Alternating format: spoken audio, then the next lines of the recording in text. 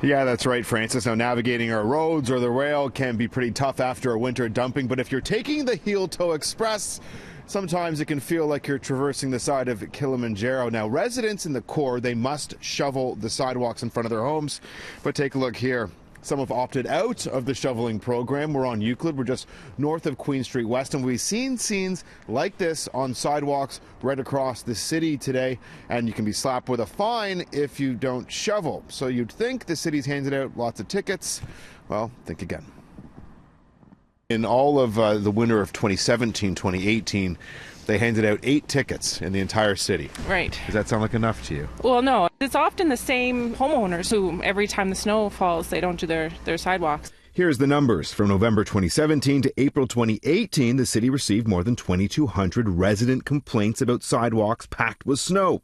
The city issued more than 1,500 notices to residents, handing out a grand total of 8 tickets. Should the city be handing out more tickets to make sure that people clear their sidewalks in front of their homes? We want to get compliance, and the system is working where we will warn people, make them aware what the situation is, what the bylaw is, and hopefully they comply. Back in the 80s, Wendell Clark and Lloyd Mosby teamed up for this public service announcement. So join the team and make a play for safety. After all, it's easier to get where you're going when your way is clear.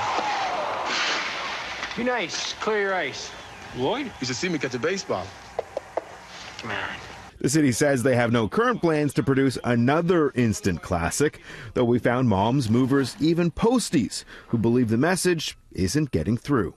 Pretty hard to push over the ice and snowbanks. Sometimes it's slipping and sliding and going, and so it's frustrating, yeah. It would be harder for them to get through this with a wheelchair or something, for sure. Look at this. Yeah, it's tough. It's really hard too, but I figured someone may come through, and shovel it or something, but no one's been through from the looks of it. There are residential neighborhoods in the city like this one here just north of Danforth near Woodbine where the city actually comes and plows the sidewalk. Those sidewalks on residential streets just south of the Danforth, like right here, well, residents, they're left to fend for themselves. South of Danforth? Are you a second-class citizen? I'm surprised. Does it feel like you are? A little bit now that you say that, yes. Do you feel somewhat fortunate, though, that the city comes by and does eventually get to your sidewalk? I mean, yeah, it's nice that eventually they get to it. They, finish it off, because it's hard being, having to do it all yourself, making sure everything's perfectly done so no one slips and falls. At least you're not one of those suckers south of Danforth.